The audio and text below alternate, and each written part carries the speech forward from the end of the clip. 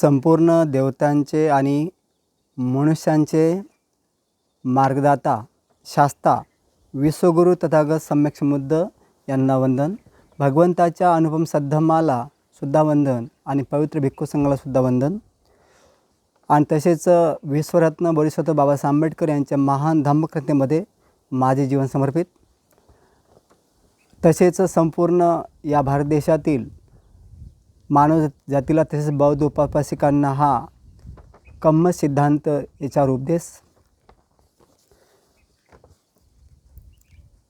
कम्म सकोस्मी कम्मदायादो कम्मयोनि कम्मबन्धु कम्मपटिशरणोऽयं करिष्यामि कल्याणं वा पापं वा तस्य दायादो भविष्यामीति पबजितेनं अभिन्नं पंचकवितब्बं.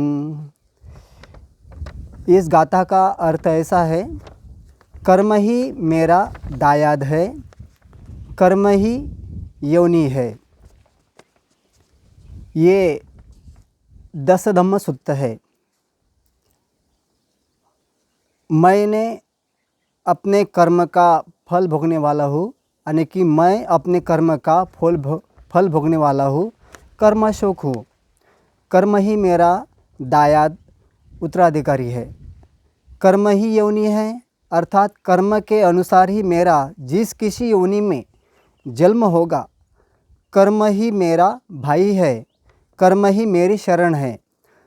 मैं जो अच्छा या बुरा कर्म करूँगा उसका उत्तराधिकारी यानी कि फल भोगने वाला मैं ही होऊंगा. कर्म का अर्थ है कार्य, क्रिया अथवा आचरण. मन से, वचन से तथा काय से जानबूझकर, स्वेच्छा अथवा इरादे के साथ किया गया किसी भी प्रकार का कार्य कर्म कहलाता है. सभी प्रकार के अच्छे अथवा बुरे काम कर्म के अंतर्गत आते हैं.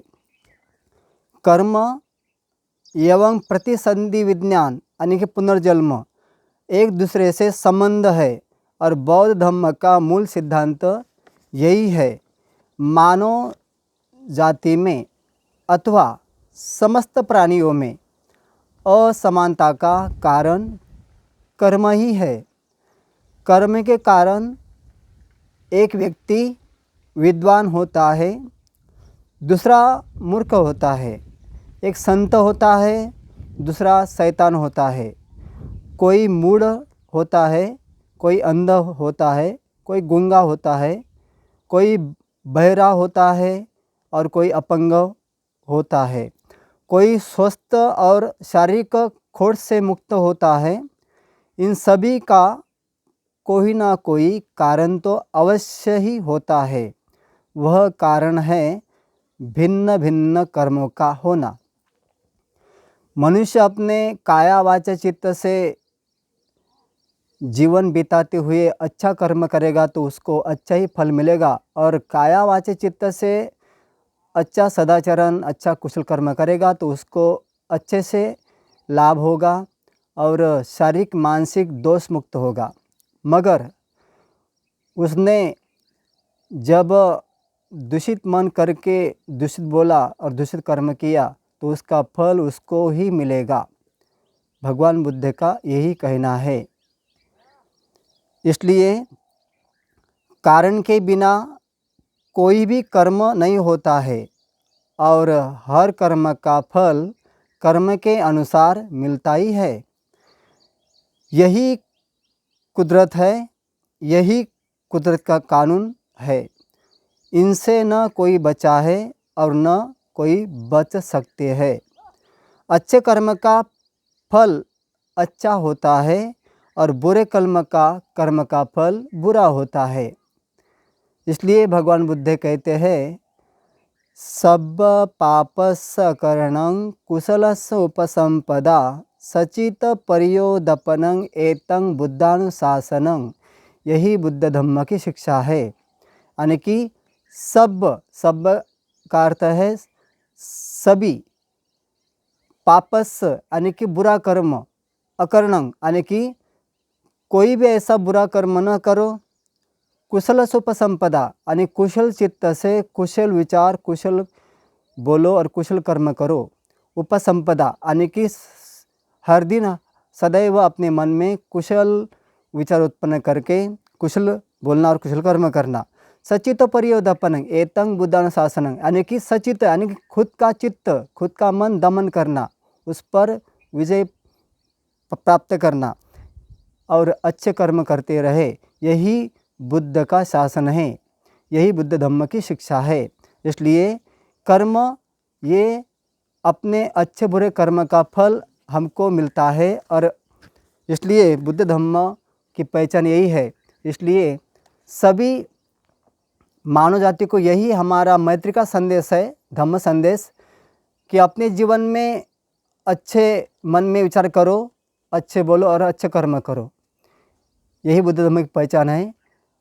हम दुख और सुख बाहर कहीं भी नहीं है, सुख और दुख हमारे अंदर है, यानी कि हमारा मन मुख्य है। इसलिए भगवान बुद्ध कहते हैं मनोपबंगमाधमा मनो सेठा मनोमया मनसा चे पदुठे न भासतियो करोति वा ततो नंग दुख मन वेति चक्कं वहतो पदं। इसका अर्थ ऐसा है कि मन ये सभी बुरे विचारों का प्रमुख है, केंद्र है, बुरे कल्पना का प्रमुख केंद्र है, प्रधान है। जैसे मनुष्य अपने मन में बुरे विचार करता है, बुरा बोलता है और बुरे कर्म करता है, उसका फल उसको बुरा मिलता है। इसलिए जैसे कि बैल जो गाड़ी को जुमते हैं किसान शेतकरी, और वो गाड़ी का जो पहिया होता है, चक्का होता है, वो बैल के पीछे पीछे हो लेता है, यानी कि दुख भी वैसे ही हो लेता है जीवन में। इसलिए भगवान बुद्ध कहते हैं कि अपने दुख का निवारण करना खुद को ही करना है। इसलिए भगवान बुद्ध ने दूसरी गाथा में कहा है मनोपबंगमाधमा मनो सेठा मनोमया मनसा चे पस्सनेन भासतियो करोति वा ततो नंग सुखमनवेति छायाव अनपायनी। भगवान बुद्ध इस गाथा का अर्थ बताते हैं कि मन ही मुख्य है, मन मुख्य केंद्र बिंदु है, मन ही प्रधान है।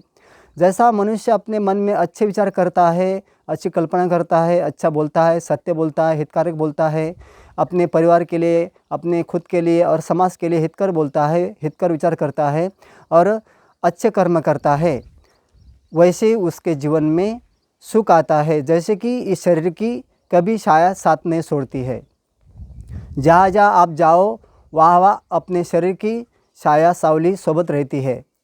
इसलिए भगवान बुद्ध कहते हैं कि सुख और दुख अपने ही पास है, मगर उसके लिए अपना मन केंद्र बिंदु है।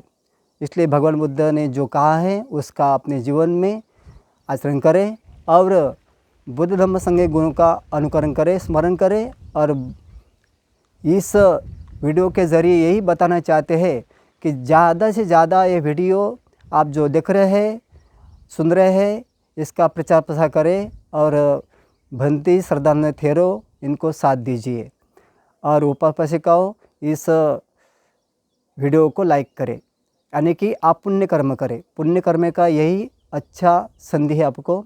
इसलिए आप जितना हो सके उतना, जितने भी वीडियो आपके पास आते हैं व्हाट्सएप पर, वो अच्छे से देखें और लाइक करें। लाइक करके सदस्य बने और बुद्ध धम्म संघ के अन्वय होने का अभिमान करें। यही आज के दिन धम्म देशना, यही मंगल मैत्री। सबका मंगल हो, सबका भला हो, सबको आरोग्य धन संप्राप्त हो और सभी के चित्त में दान चित्त पारमिता पूर्ण करने का बल प्राप्त हो। सभी इस संसार के प्राणी सुखी हो, कोई भी दुखी न रहे। गुरु जन, माता पिता, शत्रुवैरी, दूर के पास के सभी 10 दिशा में रहने वाले, 2 पाँव के, 4 पाँव के, 6 पाँव के, 8 पाँव के, असंख्य पाँव के, बिना पाँव के, जो जन्म लेकर आ गए, जन्म लेकर आएंगे, ये लोग के परलोक के सभी प्राणी सुख से रहे और बुद्ध धम्म का सभी को लाभ हो। यही मंगल मैत्री। भवतु सब मंगलम, भवतु सब मंगलम, भवतु सब मंगलम।